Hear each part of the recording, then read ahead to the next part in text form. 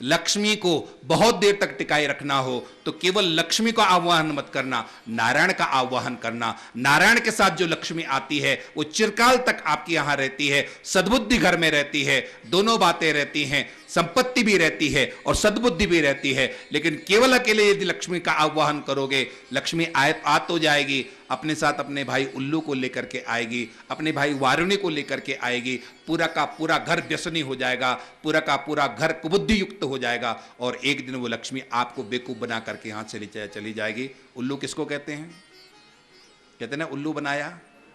लक्ष्मी भी आपको क्या करके चली जाती है?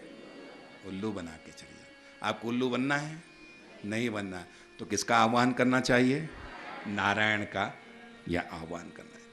भगवत भक्त कभी भी लक्ष्मी का आह्वान नहीं करते हैं। सुखदेव जी ने यहां पर वर्णन किया लक्ष्मी का, ततश्चाभिर्भूत साक्षात स्त्री रमा भगवत परा रंजयंत दिशक कांत्या विद्युत सौदामिनी यथा। वो लक्ष्मी प्रकट हुई, लेकिन बादलों में कड़कती हुई इस बिजली की तरह। एक बार कड़कती है, चारों तरफ उजाला हो जाता है, लेकिन कुछ देर के लिए कड़कती है। लक्ष्मी कुछ देर के लिए आपके घर में आ सकती है, हमेशा के लिए नहीं, क्योंकि वो पतिव्रता स्त्री है। पतिव्रता स्त्री बहुत लंबे समय तक बिना पति के नहीं रह सकती है, उसे पति के पास जाना ही पड़ेगा। लक्ष्मी भी क्या करती है? पति के पास चली जाती है और छोड़ जाती है आपके घर में उल्लू को, वारुणी को। पूरा का पूरा घर व्यसनी हो जाता है। इसलिए आप लोगों ने देखा होगा, शहरों की तो स्थिति यही है। शहरों में जहां पर भी नारायण का स्मरण नहीं है, उन घरों की क्या दुर्दशा है। संपत्ति है, लेकिन उस संपत्ति के साथ व्यसन भी है और कुबुद्धि भी है। क्या है? व्यसन भी है और कुबुद्धि भी है, दोनों बातें। तो आपके घर में व्यसन ना आने पाए, आपके घर में कुबुद्धि ना आने पाए, उसके लिए क्या करना चाहिए? नारायण का स्मरण करना चाहिए। एक बात आप ध्यान रखना, आपके पास कुछ आ जाए ना, और यदि आप धर्म छोड़ दोगे, धर्म चूक जाओगे, तो वो लक्ष्मी बहुत लंबे समय तक चलने वाली नहीं है। लक्ष्मी को स्थिर बनाने के लिए आपको धर्म से जुड़ा रहना पड़ेगा। ये कथा आपको संकेत करती है, ये कथा आपको निर्देश देती है। दैत्यों ने फिर स्वर्ग ले लिया, दैत्य मारे मारे घूम रहे हैं। फिर दैत्यों की मां अदिति देवताओं की मां अदिति पहुंची है अपने पति के पास। पति ने कहा पयोव्रत करो। भगवान श्रीहरि प्रकट हुए। भगवान श्रीहरि ने कहा मैं बामन बन करके भिक्षा में मांग सकता हूं, जीत नहीं सकता हूं बलि से मैं। आप देखो धर्म कितना बलवान है कि परमात्मा को भी भिक्षुक बनकर के बलि के सामने आना पड़ रहा है।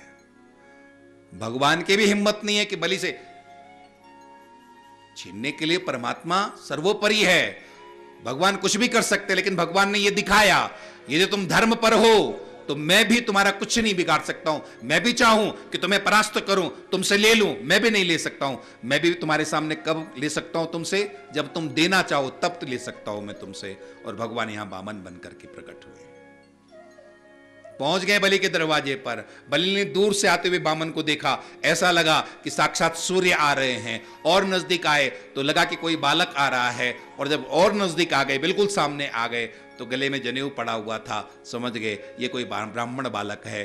साष्टांग दंडवत प्रणाम किया। अद्यनः पितरस्तृप्तः अद्यनः पावितम कुलम। हे भगवान, आप मेरे दरवाजे पर आ गए हो, आज मैं पवित्र हो गया, मेरी ये भूमि पवित्र हो गई, मेरा ये यज्ञ मंडप पवित्र हो गया, मेरा कुल पवित्र हो गया।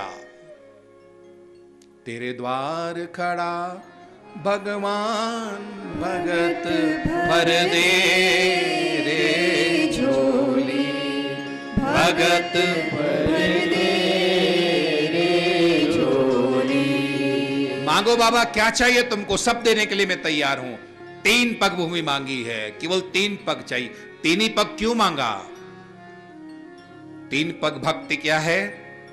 दैहिक, मानसिक और धन। तन मन धन, ये 3 चीजें पवित्र होने के लिए 3 पग भूमि भगवान ने मांगी है। भगवान को ये शरीर देना है। शरीर देने का मतलब है इस शरीर से भगवान की सेवा। शरीर से जब हम भगवान की सेवा करते हैं तो हमें शरीर का अहंकार समाप्त हो जाता है हमारा। मन को भगवान को देने का मतलब है मन के जो संकल्प विकल्प हैं वो समाप्त हो जाते हैं। बहुत जल्दी हम मुक्ति की तरफ चलते हैं। मुक्ति हमसे इसलिए दूर नहीं है, ये मन संकल्प विकल्प करता रहता है। इस मन को जब हम ठाकुर को दे देते हैं तो हमारा मन संकल्प विकल्प से रहित हो जाता है, मन एकाग्र हो जाता है, हमें बहुत जल्दी हमको मुक्ति मिल जाती है। और तीसरा धन है, धन को नारायण को देने का मतलब है धन को पवित्र करना। धन से सेवा करते रहें, सबका सहयोग करते रहें, तो आपका धन क्या होगा? पवित्र होगा। बहुत से लोग धन को जमा करने में विश्वास करते हैं, अच्छी बात है, धन जमा करना चाहिए। मधुमक्खी शहद जमा करती रहती है, जमा करती रहती है, जमा करती रहती है, और एक दिन क्या होता है? मधुहर्ता आकर के पूरा का पूरा शहद लेके चला जाता, उनके हाथ कुछ पल्ले नहीं पड़ते। ठीक उसी तरह से इस दुनिया में बहुत से लोग हैं। दुनिया का सबसे बड़ा दानी जानते हो कौन है? कंजूस आदमी। वो पूरी की पूरी संपत्ति दूसरे के लिए छोड़ के चला जाता है। और लोग तो क्या करते हैं? खर्च कर लेते हैं, दान कर लेते हैं, घूमने के लिए चले जाते हैं। लेकिन जो कंजूस होता है वो क्या करता है? न स्वयं खाता, न किसी को खिलाता है, जमा करता जाता, जमा करता जाता है, और मरने के बाद किसी दूसरे को छोड़ के तो सबसे बड़ा दानी कौन हुआ?